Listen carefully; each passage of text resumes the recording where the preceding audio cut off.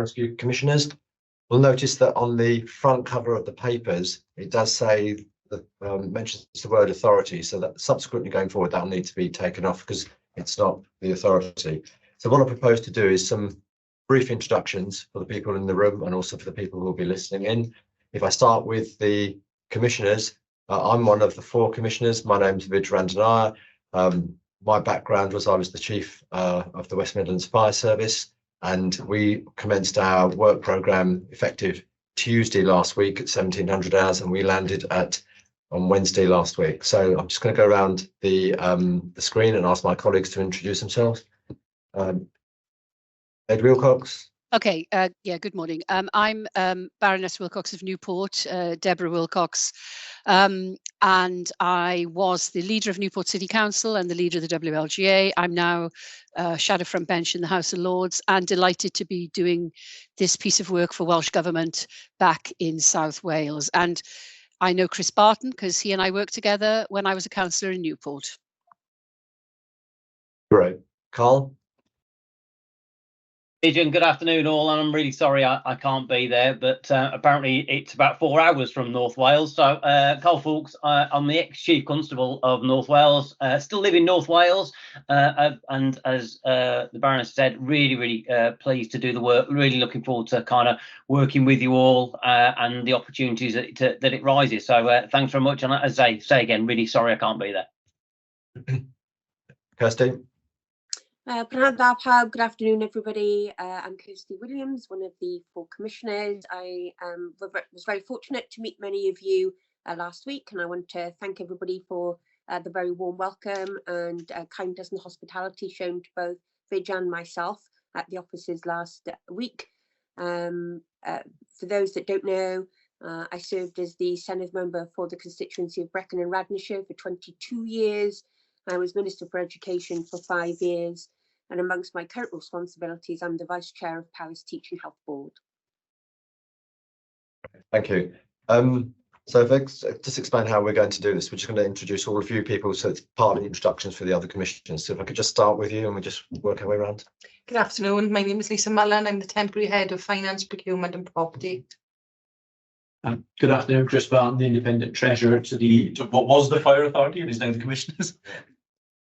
Good afternoon, I'm Sarah Watkins, Head of Corporate Support and Deputy Monitoring Officer. Good afternoon, I'm Scott Morris, Member Services Officer. Good afternoon, Geraint Thomas, I'm Director of Corporate Services and Monitoring Officer.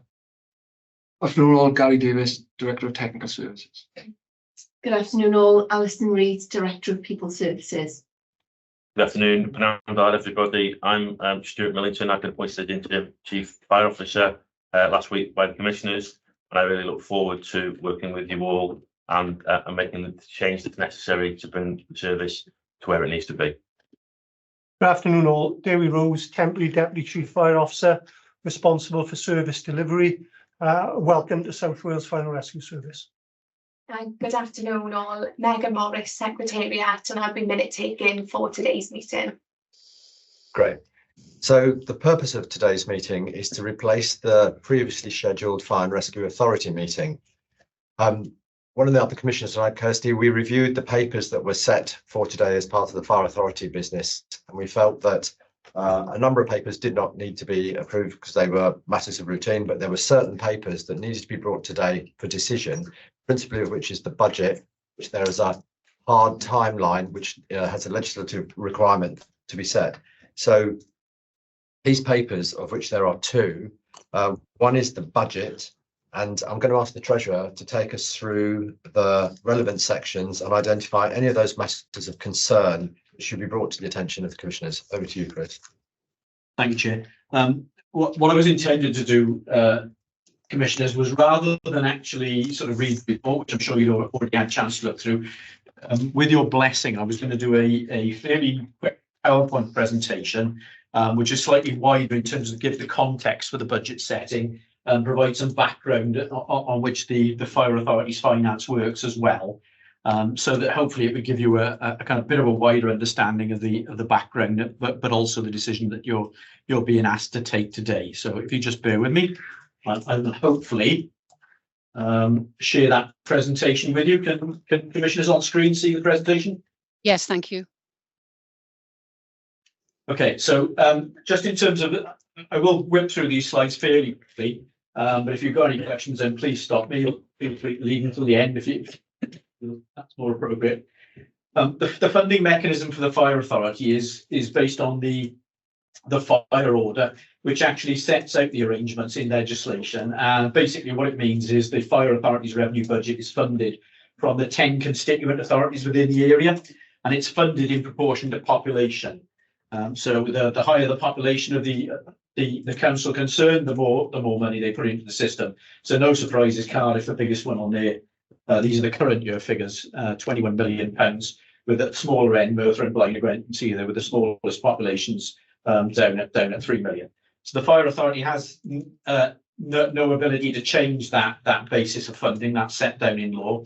The population numbers are actually those used within the local government settlement each year, so they reflect the figures that are used by Welsh Government to determine resources for the 10 councils as well. So that's the sort of funding mechanism. This slide is based on the current year's budget. It's around £90 million. I don't propose again to sort of settle on every figure on this slide. This was more a case of just general understanding, like most organisations within the public sector. The vast majority of the budget is spent on employees, about 75%, including obviously a significant overhead around things like pensions. There's a split in the funding of employees. Obviously, many of them are the operational frontline and control services that we operate, albeit there are support services, both directly supporting the frontline operations, but also supporting the usual back office stuff as well. And perhaps no surprise, premises budgets to support the fire stations and HQ, training to support the significant training overhead. Supplies is kind of the rest. Transport, obviously, funding all the appliances, boats, and various other bits of equipment that we run. We finance much of our capital from internally with borrowing.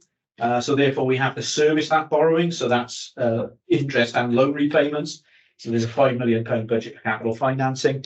That's pretty typical of the other local authorities around us. So the sort of size of that capital financing cost is around 6% of the budget, pretty ordinary. Our income is fairly restricted. Most of what we do is statutory. We can charge for some services. We choose not to charge for some services because we don't want to be chasing the public purse pound around other public sector partners. So we've avoided the administrative basis of doing that in some areas. Most of that is external contributions, a bit of grant aid, and some interest on treasury management activities as well. So that's the sort of nature of the budget, just in terms of the high level background to it. I wanted to provide some budget history because there's always a context to setting our budget in respect of the council funding. And this chart is hopefully a fairly easy to understand history of the budget going back to the beginnings of austerity. The green blocks on that chart represent percentage increases that were given to councils in those years, and the red blocks represents the budget change that the fire authority previously imposed. And I hope what it shows is for the vast majority of those years, when budgets were going up, the fire service budget increase was lower than council's increases, and when they were going down, the fire authority reduced its budget by a greater figure than council reductions. That all holds true until the last 2 financial years, and because of changes in funding around COVID, but also to do with changes with the cost of living crisis, things went a bit pear-shaped. Councils were given substantial increases in their 22-23 budget. The fire authority only asked for a very small increase in 22-23, and then to some extent was playing catch-up in 23-24 when the situation reversed. There is a line on that chart, and that's because there was a technical change around pension funding in that 23-24 financial year that caused a bit of a jump in the figures. So it's not a like-for-like comparison. So that line on that graph shows where it would have been had that not occurred. To put that in context on a cumulative basis, that's the same thing on a cumulative basis. So it hopefully again shows that the changes in net revenue budget spending for the councils has been increasing at a faster rate than the fire authority. Previously, when we've set budgets, we've we've seen arguments from the Assembly that fire authority budgets are out of control, that they don't take any sort of cognizance of the funding available to councils, and we have been keen to ensure that when decisions are taken on budget, that there is a clear understanding of the implications in terms of what council budgets are doing, which is why we produce this information. Just in terms of some other comparators, this one is just the 3 authorities in Wales, so it shows the comparable cumulative budget increases across the 3 authorities. So again, hopefully it shows that South Wales is kind of on the lower side of that. Again, information we sort of use as a very simple benchmarking exercise within Wales. I've apologised to Stuart already that I was going to show this chart. I'm sure he won't want to comment on North Wales, but those are the headline figures. There's reasons why different authorities are at different positions, clearly. This is a bit of a theoretical one, just monitors our cash budget against GDP inflated indexes. So it shows where our budget would have gone from austerity had we simply inflated it by the equivalent of GDP, as opposed to our cash budget, which has been running at a lower level, representing a degree of efficiency that's been taken out. This one I thought would help in terms of just demonstrating the track record of the authority in budget management. So these figures are the budget, the red figures are the budget that we've set over those years, the cash budget that we've set over those years, and the yellow figures are the outturn figures, so what we've actually spent during the year. And I hope that shows as well that over that period, our budget management record has been reasonably good. So we don't generally overspend our budgets. In fact, there have been numerous years where we've underspent. So that sort of holds good for the historical position. I'll just touch on the current financial year when we get to a couple of later slides. So what I just wanted to do here, rather than appreciate the paper in front of you, is just a snapshot in time of the budget cycle itself. So I just wanted to rerun a couple of sets of figures past you here that take you on a bit of a journey from the start of the budget cycle. So in September 2023, the medium-term financial plan was showing that set of figures. So it was showing a total cost pressure of £7 million for the coming financial year, equivalent to a 7.8% increase in the budget. There were identified some significant risks within the budget around current economic uncertainty, rates of inflation, pay inflation, and all those sorts of things. Our 23-24 overspend in the current year was somewhere between £1.5 and £2 million. That was mainly driven by the fact that we'd underprovided for pay increases in the current year. So effectively, our pay was catching up with us on that. For those who don't know the fire sector, Grey Book firefighters had a 2-year pay award given to them of around 7 + 5, so 12% in total. So it was substantially above what we'd actually budgeted for. So hence we're running an overspend in the current financial year. The medium-term financial plan was based on Welsh Government grants being cash flat, so that we would get the same cash position next year. And also pension increases were assumed to be cost neutral. I'll come back to that on later slides as well. So in terms of moving through the budget process, where we got to in the consultation budget for contributions in December 23, you'll see on there that due to identified savings of around 1.8 million, the ask for next year was heading south. It was down to 5.2 million worth of pressures, and the percentage increase equated to around 5.8 as an increase.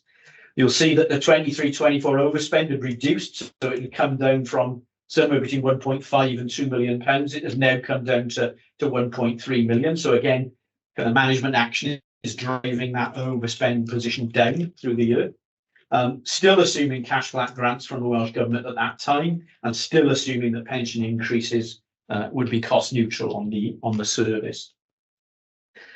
And that really the next slide brings us up to today's meeting, which is what the ask before you today is.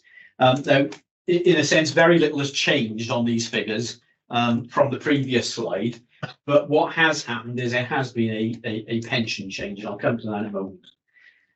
You'll see that the 2023-24 overspend on that slide is now reduced to 0.8 million. So again, it's been driven down. So it's come down from 1.5 to 2. We've got it down to 1.3. It's now down to 0.8 as a projected overspend. So it is heading in the right direction.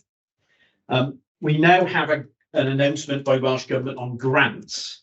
And what we have is a £128,000 reduction in grants to the authority, which we will need to address. And again, I'll come to that as on a later slide in terms of challenges.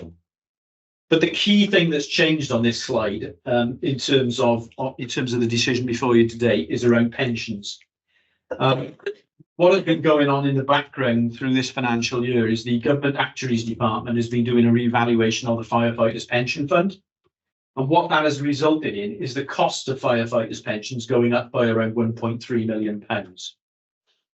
So that cost has gone up for the Fire Authority. The cost will fall on this Fire Authority. But there is a degree of uncertainty, or has been a degree of uncertainty up to this point, around how that cost will be funded. Now, in previous years, right up until last financial year, so I say the current financial year, we were receiving pension funding contributions from Welsh Government to the Fire Authority by way of grant. But in the current financial year, Welsh Government changed those arrangements and they started passing those grants directly to the councils, with the councils then able to fund effectively increased Fire Authority contributions. This complicates the budget setting process effectively. And we've got the same thing in this financial year. So we anticipate that we've got £1.3 million worth of extra costs going through in pensions to the Fire Authority. But our understanding is that £1.3 million worth of funding will be actually passed to the councils in the final local government settlement to be able to pay back to the authority by way of higher contributions. So what you see between those two slides, if I just skip backwards, so that 5.8% increase on the December consultation slide, and that 7.2% increase on the February 2004 slide, is effectively that pension change. So it assumes that local councils within the area will be getting an extra £1.3 million to pay extra contributions to the Fire Authority. Now, I'll apologise in advance because I don't know the answer to this question, and I don't think anybody else does either at this moment in time. The way the funding for this works is that Westminster has to actually cough up for the increased cost of fire pensions and pay Welsh Government additional funds. And Welsh Government obviously has to passport that through the local government finance settlement to councils in order that councils will have additional money to pay the Fire Authority that increase. We haven't got certainty on that, and therefore, as a fire authority, as a fire service, we have to assume that that funding is going to arrive with us from somewhere, and that's essentially what the decision before you today is, that we're asking for a 7.2% increase in funding. You'll notice there's a caveat in the paper, and the caveat says that if for any reason Welsh Government should pass that funding directly to the service, then we would take a subsequent decision to drop that budget back down by the equivalent sum. So, you know, we're not going to keep that money and try and fiddle our councils out of that cash. You know, if it comes to us, we will obviously take a revised decision and drop the budget down. So that's a major issue in terms of the kind of headline figure, if you like, in terms of budget. I just thought it'd be worthwhile touching on a couple of points.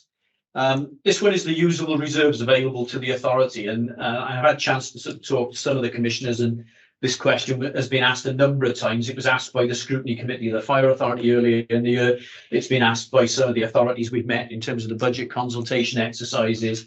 And the question was, well, what usable reserves have you got, and can you actually utilise those to assist in the budget anyway?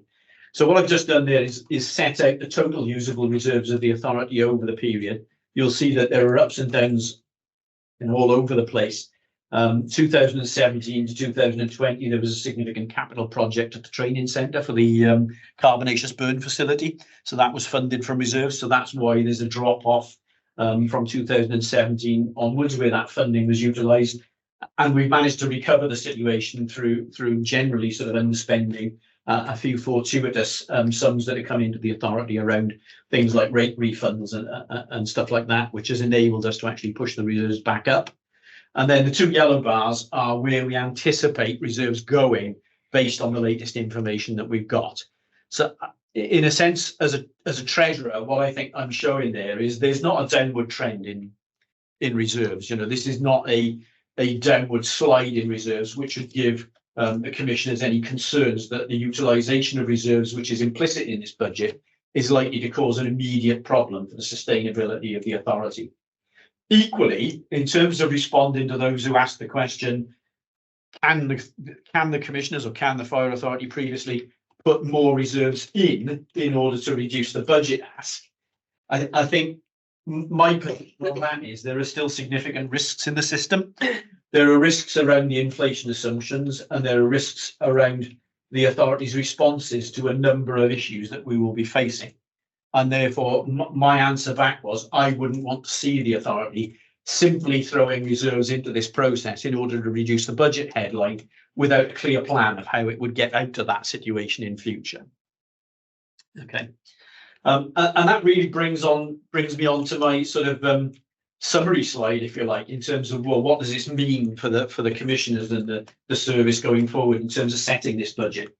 There's a couple of headlines here in different sections. First of all, to report to commissioners the consultation responses. Clearly, constituent councils feel that the increase is too large. I mean, they generally say that, no matter what budget we issue. What we're talking about here, like for like, is a 5.8% increase in funding requirement. The headline figure in the draft Welsh Government budget for the 10 constituent authorities in Wales was an increase of 3.3% in terms of their funding from Welsh Government. But of course, you've got to remember that they will also add council tax to that. So that will generally increase that percentage available to constituent councils. The other thing to consider as well is there is a late announcement coming through from the Barnett formula for social services funding, which will likely push the final settlement for councils up by another 0.5% or so. So it's probably going to arrive at somewhere around 3.7, 3.8, I'm guessing, as a headline figure. So that's the sort of comparator against the 5.8, if you like, in terms of what's happening in council budgets next year. And the response from Welsh Government, you'll see within the papers, if you've been through the appendices, the Minister for Local Government and Finance did actually write to the authorities as well, saying that we ought to be mindful of the availability of council funding and the impact on taxpayers. Clearly, that's something we need to be as a service. But again, the primary responsibility of the service is to actually set a budget which it believes is right in terms of taking the service forward. There was another question raised around the impact of setting a budget at this level, and I think the phrase that I used was bear traps. You know, are there any bear traps in this budget which the commissioners need to be aware of, or the service needs to be worried about? And I've sort of summarised them there, and I'll just touch on them now so everybody's clear on what these mean and what they are. The first is a risk in inflation. Now, we've set, and pay inflation I'm talking about fundamentally here, we've set a budget which is based on a 3% pay inflation. So that's 3% increases across the board for all staff. So that's Grey Book and Green Book. Now, I know that other authorities are taking a more conservative approach on that and are saying 4% may be more appropriate. CPI, RPI are falling rapidly. The headline figures have been down as low as around 4.5%. And we've had a Gold Book settlement in January, so that's for senior officers at 3%.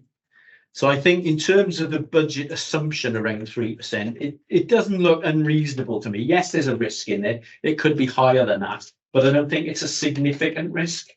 But obviously take others' views and opinions on that, but that's my particular view in setting the budget. And then in terms of budget management, there are some assumptions within the budget which you need to be aware of and which will need to be either dealt with or just monitored. The first is around community safety grant funding. I mentioned that Welsh Government grants had previously been assumed to be cash flat. We've now had the announcement indicating that there has been a reduction of about £128,000 worth of funding on grants. That has literally come through as we've been going through the consultation period. So there's been no real consideration of the direct impact of that on the actual community safety work yet.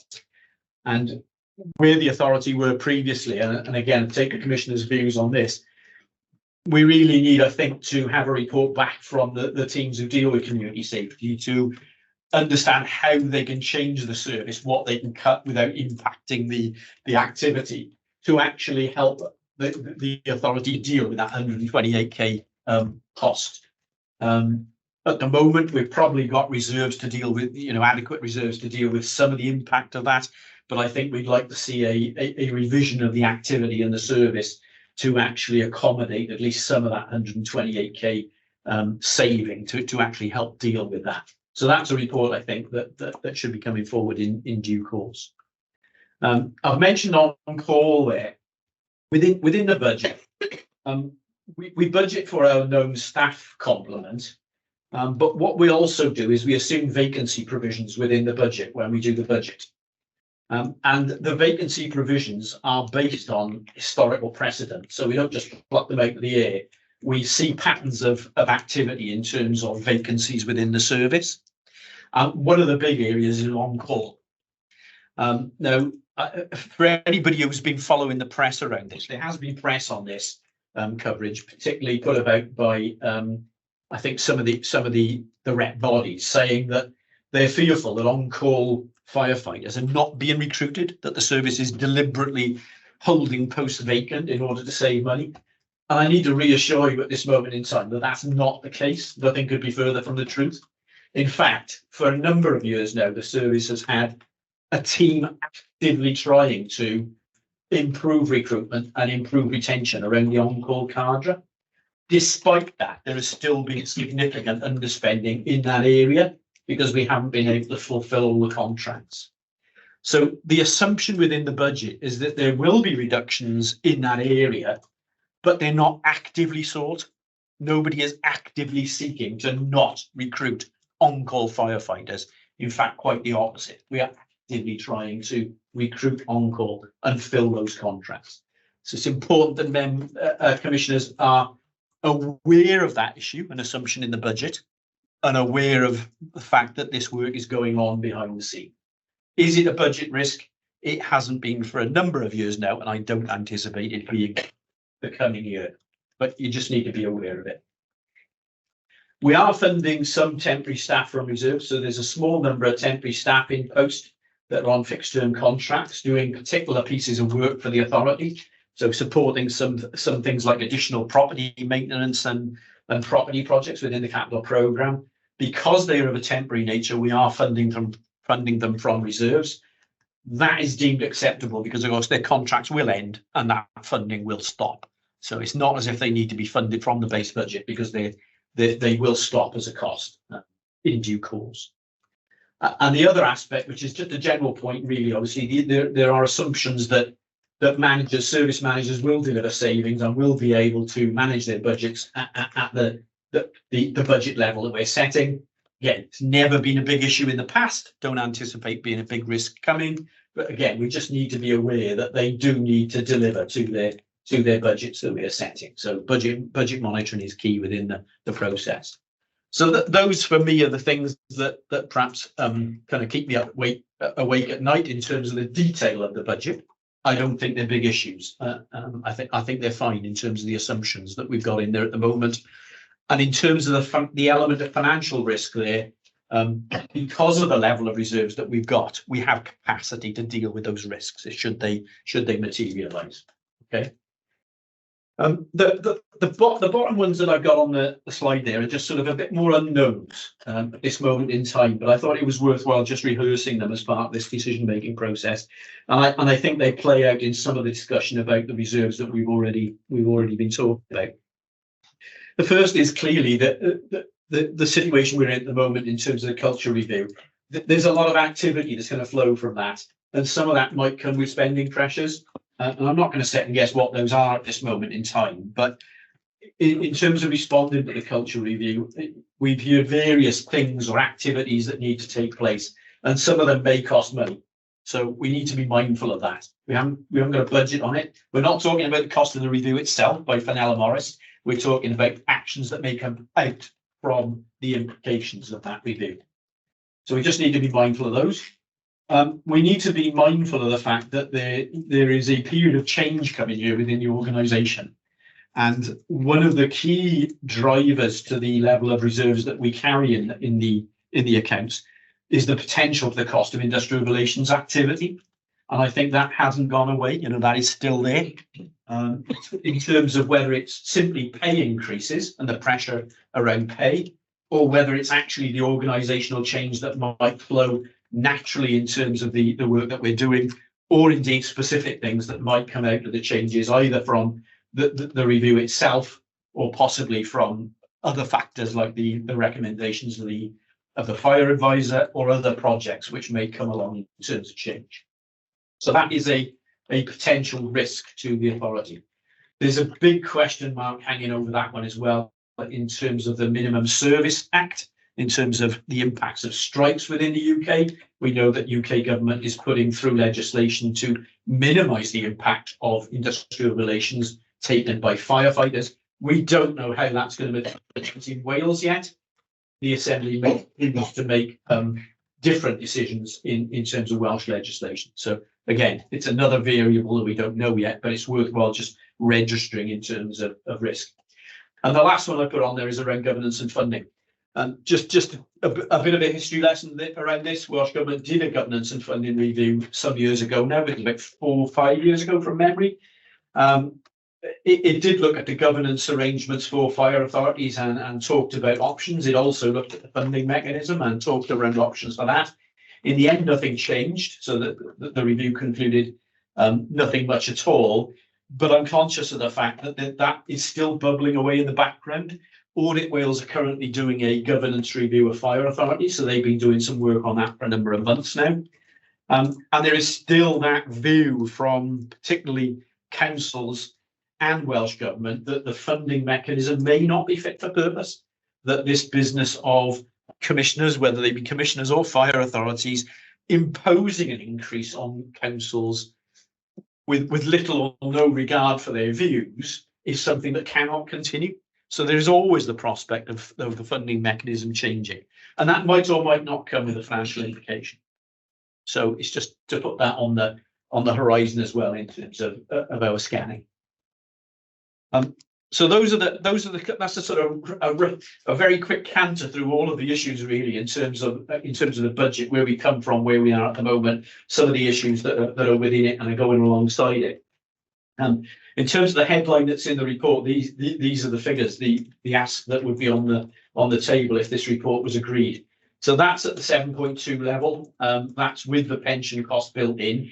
So the equivalent figure is 5.8. You'll see that the percentage changes across the authorities vary, and they vary because the population numbers are changing within the model.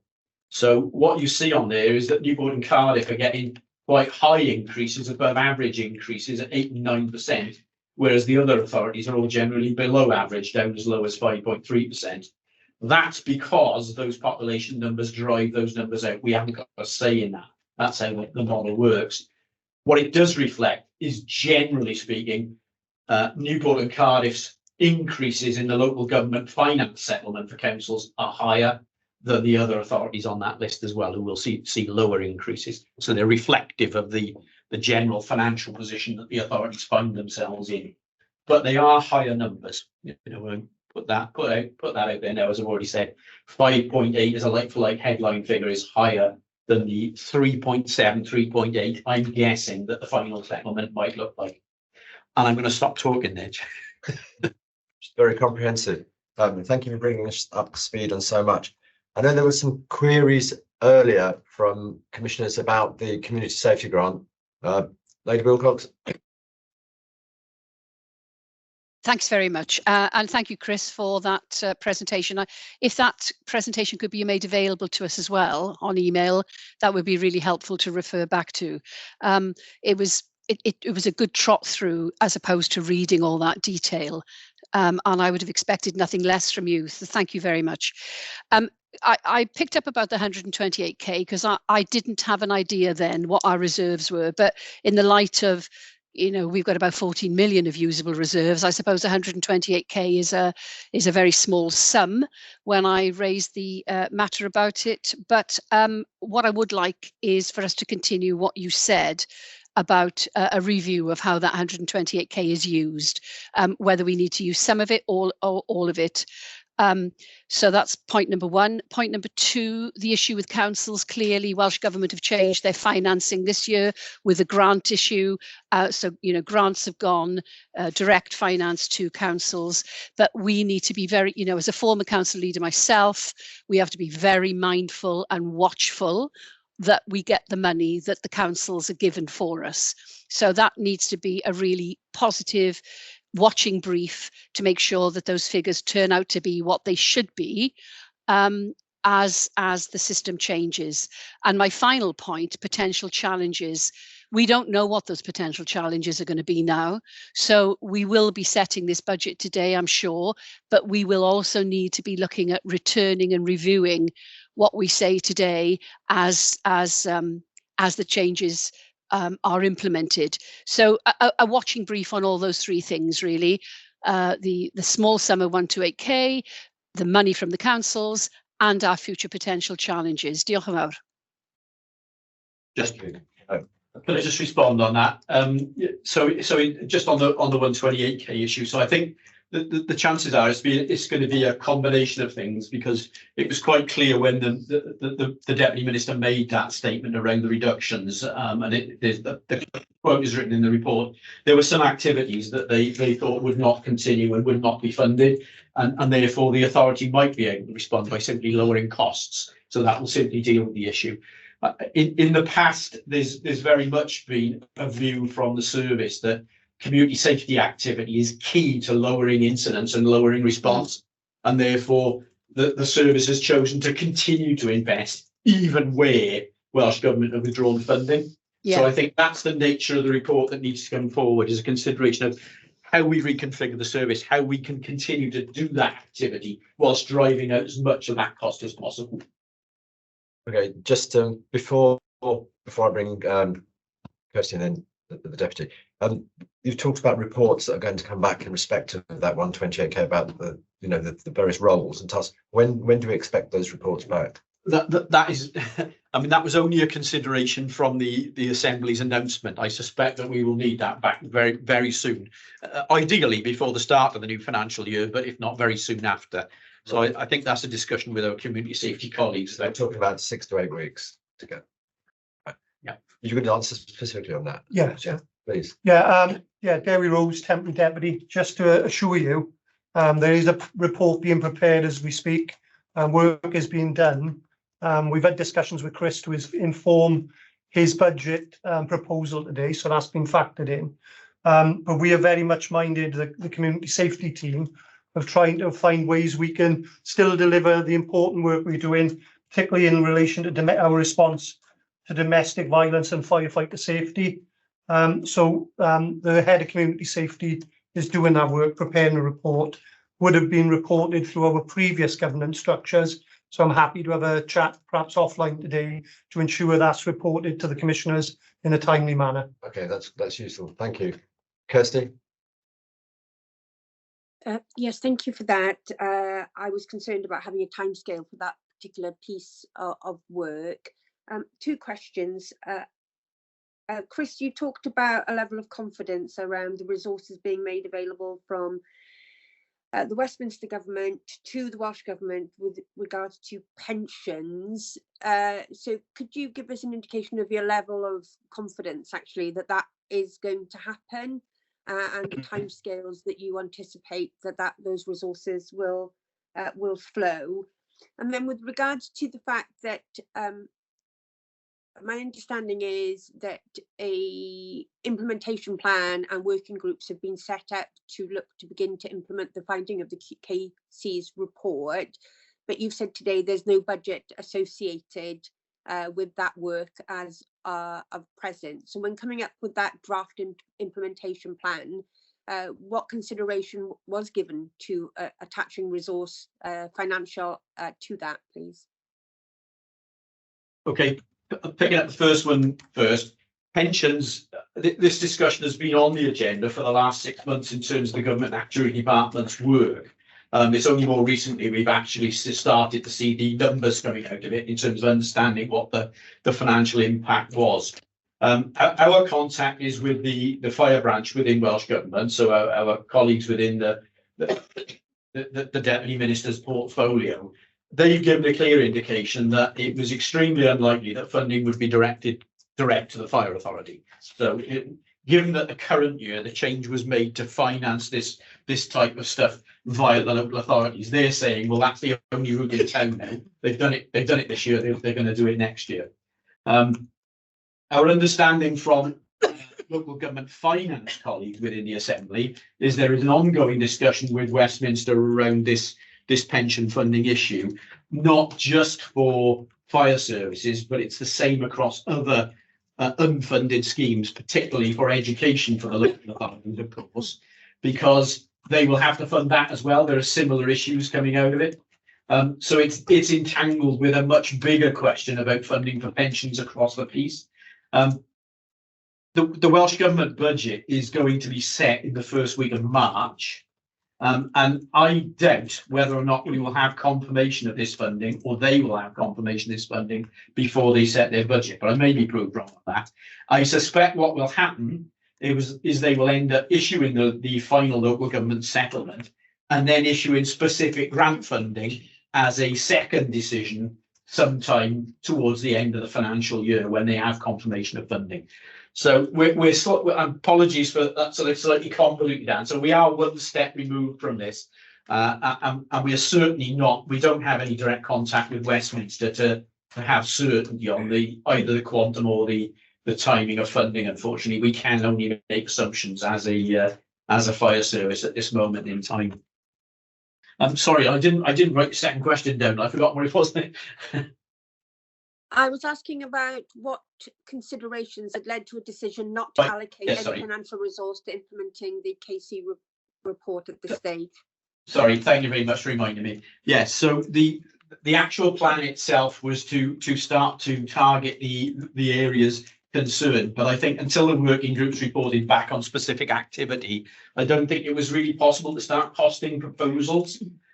So it will require those teams and those groups to actually work on sort of hard proposals, if you like, before we actually see what the impact is. So, for instance, the example that's been talked about in the past was if there was a significant need for staff training, what would be the quantum of that training? How many people would be involved? How much would be required? Could it be delivered internally, or would it need to be bought in? And I think it's only when those proposals come forward will we start to see the sort of costed nature of those.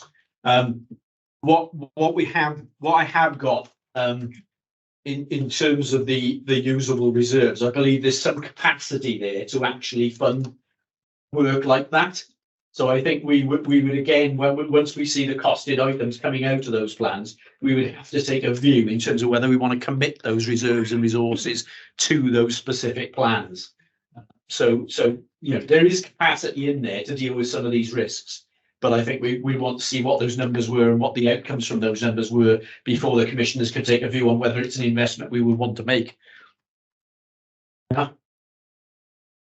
Well, I guess in part, well, in substance, this budget has already been socialised with the 10 constituent authorities, so they're fully familiar with this. If we made any substantial changes, we would have to go back to them to inform them of those changes. So there's a pressure to, if we're content with the sort of the rationale that you've given, then this budget is okay to approve in its current form. I think from my perspective, what it does, it covers off the services requirements to provide its services going forward. So there's, so back to the bear traps question, are there any bear traps that would stop the service functioning in the next 12 months? No, they're not.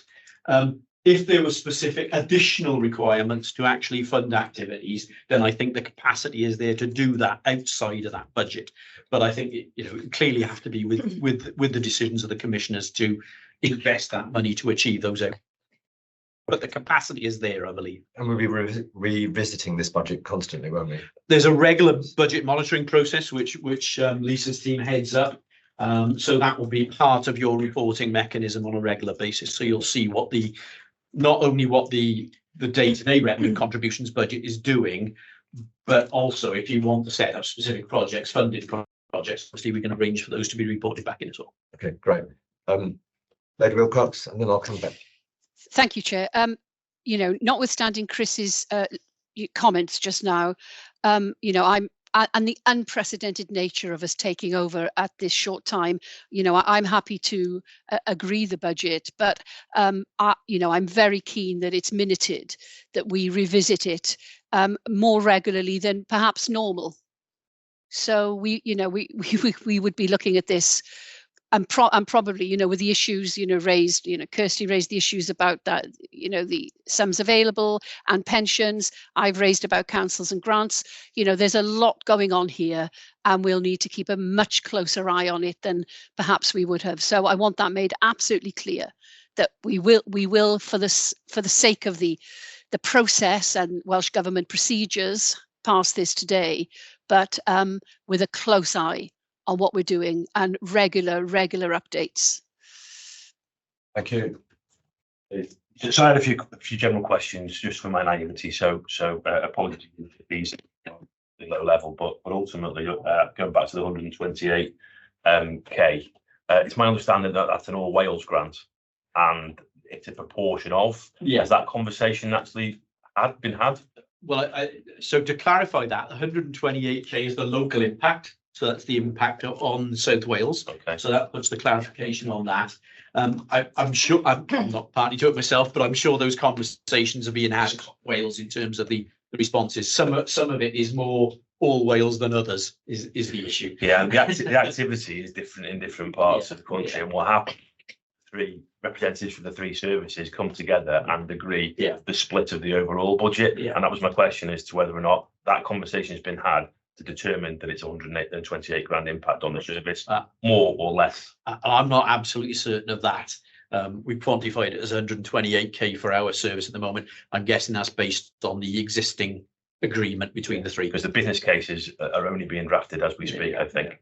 So that's the first question. It may be more, it may be less. It sounds like that needs to be picked up as part of that reporting mechanism. I can answer. Yeah, the 120 is there is a job share that somebody has came to a 5-year secondment. That secondment comes to end the end of March, so that's part of that 120. And that secondment was across Wales. It was an occupational therapist.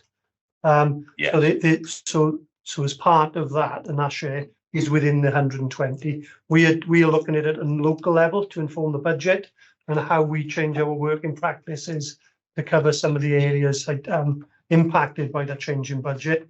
But also our lead of risk reduction is working with the other leads across Mid and West and North to determine how we move forward collectively as a Welsh share for us. Okay, thank you. And the other question that I had was in relation to what you said about how we fund RDS. So do we fund to full establishment, recognising that that's going to be underspent, or do we fund to an amount that it is with some growth? Okay, so the staffing budget is built up based on agreed establishments. So in terms of the on-call, that will be a number of contracts. So the budget is built up for all the areas of the service on that basis. So we fully budget, and then we take a view about practically what does that look like on a historical trend. And what that shows us is that we never ever effectively managed to fulfill all those contracts. Yes. So as I can't stress this enough. We asked the service to manage the service on the basis that if they could fill all those contracts, they could, but they never manage it. So that's a fundamental question, really, because I have experience of doing it a slightly different way, right? In where you budget to your establishment plus an element of growth. So you identify an aspiration for growth within that financial year, and that's what you budget to, rather than budget knowing that you're over budgeting and you're taking additional money from local authorities. And if I go back a number of years, certainly I think when I came here, that was the tack. Basically, everything would be budgeted to the full establishment, knowing that there's no way you'd ever accommodate it, and effectively money was being taken from the authorities, knowing that it wouldn't be spent. That has been changed by effectively building in that vacancy provision. So it's bringing it down to a level which we realistically expect the authorities to fund. Okay. So we're not asking to pay for things that we know we're never going to spend. Good. Okay. Thank you. Thank you for the clarification there. Right. So in terms of the matters of business, when it comes to the recommendations, that there are two parts, and the first part of the recommendation needs to be changed because it says that the fire authority. So it would be the South Wales Fire and Rescue Service Commissioners approve the proposed revenue and capital budgets included in the report. Looking to my colleague commissioners, do you approve that? Yep. Happy with that, thank you. Okay, Yes, please. Thank you. That's the first one. The second one is that there is delegated that as per South West Fire and Rescue Service Department commissioners give delegated authority to the treasurer to make the appropriate adjustments. Is that okay? Agreed. Great. Thank you very much indeed. Right, then that paper is now passed. Moving on then, agenda, we've got the next is the contract for office cleaning. Geraint, are you talking to this? Yes, thank you, Chair. I don't think I'll take as long as that. This is a bit more of a transactional report, so I'll try to be as brief as I can. The ask of the report is for the permission for myself to sign off a contract for the provision of office cleaning services. We have a long-standing contract in place for office cleaning at all of our sites. So there's 50 sites that we have the cleaning services currently on. The existing contract with the current cleaning contractors expires on the 28th of February, and therefore we need to get a new contract up and running for the beginning of March. We've undertaken a full procurement tender exercise, which is above the EU threshold, so it has been done on an open tender, run through the Celta Wales portal. And then we had 12 submissions returned via that. And then following the submissions come in, there was a considerable evaluation process undertaken with the procurement team and the property maintenance team who contract manage this contract. And they run through that process, awarding or selecting on the basis of the most economical, advantageous tender process. So the criteria that they've used then reflects quality, technical, and any price considerations. On a normal day-to-day basis, the scheme of delegations allows myself and the Deputy Monitoring Officer to sign off contracts up to a threshold value, and those are stated in paragraph 2.1. So if on a one-year contract for 750,000 or a £1.5 million of contracts in excess of a year. The minimum term of this contract is 3 years, and the actual contract value that I'm seeking approval for is 1.775 million. Therefore, I have to seek approval from yourselves as commissioners to approve the contract. The contract that was submitted and has been awarded, they're looking to award for an initial period of 3 years, with a further agreement if all contract management satisfactions are in place, with an option to extend for a further 4 years. So it gives a bit more certainty and longevity to the actual contract that's in place. There was considerable amount of evaluation done. The consideration that was given was based on 70% price and 30% quality. And then the quality aspects were split over 5% relevant experience, 10% of that being quality assurance, 5% resource in the contract, 5% on sustainability impacts, and 5% on social value impacts as well. So there was a good breadth built into the quality aspects of the assessment. We've also done full Dun & Bradstreet financial reporting checks on all the submissions that come in, and I think all the suppliers that bid passed those checks, and then using all that information, the overall assessment was made, and the successful company was chosen, being Adapt Business Services Limited. Adapt Business Services are a Swansea-based company, so they are what we class as a medium-sized organisation based in Wales. So it as I say, again, meets the requirements of the Wellbeing of Future Generation Act as well. I'll pause at that point and take any questions. Questions from colleagues? No, just happy to approve it, Chair. Okay, thank you. I think there's a general note that we discussed with you last week, Geraint, when I was with Kirsty. If you hadn't been a member of one of the subcommittees, when this paper comes discussion, it's difficult to make those that you haven't got the relevant background papers, and if they are confidential in nature, commercially sensitive, then they should be here as a pink paper, or we would have been part of the World Cup beforehand. So I guess that's part of how we take papers forward. Yeah, so I just based on some of that information, the one piece that I think the one question I was asked was the uplifting cost, the annual uplifting cost. So it is the increase for the first year increase is £9,356 above what the existing contract is, which is 1.69% uplift. And then going forward for the next 3 years, there's a built-in annual uplift of 5%, which is part of the contractual fees going forward then. Thank you. So just ask my colleague commissioners, are we content to approve this paper? Great. Content. Yes, absolutely. Thank you. Thanks for all the work. Great. Thank you very much. That paper is approved. Again, that's the SWFRS commissioners have approved it. Right. In terms of the process for this particular meeting, I'd like the commissioners just to stay on the call if possible. I'd like to thank those in attendance for assisting in the preparation of this meeting at such short notice. I know it's been quite a lot to pull together. Thank you very much indeed. Yes.